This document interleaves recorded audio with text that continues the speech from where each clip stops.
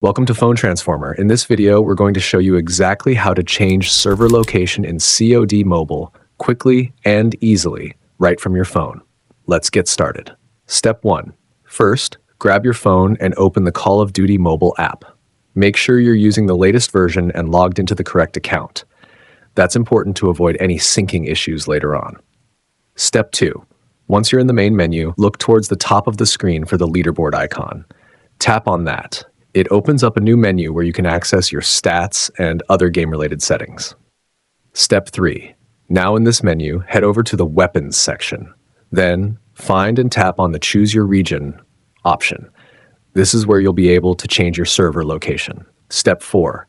You'll now see a list of different server regions like Asia, Europe, and more. Pick the one you want based on where you want faster matchmaking or better ping. Just follow the prompts, confirm the change, and that's it. Your server is switched. Step 5. To double check if it worked, go back to the home screen. Then, look for your profile icon at the top of the screen and tap on it. Step 6. Inside your profile, find the Basic Options section.